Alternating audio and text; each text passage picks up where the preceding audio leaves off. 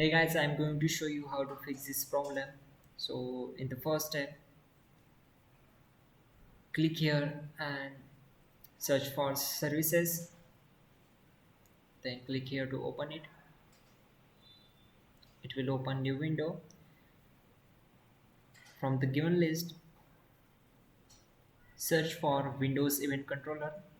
Right click on it and click on Properties. Then select Startup Type as Automatic and then click on Start. Now click on Apply and then OK. Now search for Windows Event Log, right click on it, select Properties and select Startup Type as Automatic. Then click on Apply and then OK. Now just scroll down and right click on Windows Update, select Properties.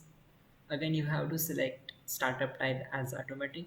Then click on Apply, then click on Start and then click on OK. Now close this window. In the next step, click here and search for Task Manager.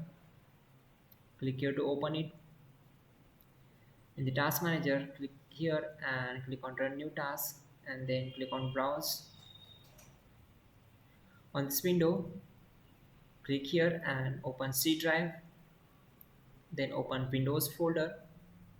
Now you have to search for System32 folder. Here we go. So double click on it and then from the given list,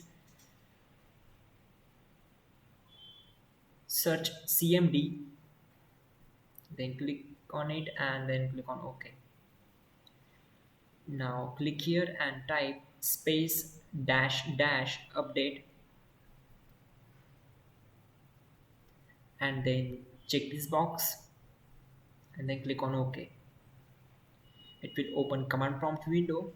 Then type here gp update space / force and hit enter and then type exit to close the command prompt. That's it guys, your problem will be solved and you're good to go.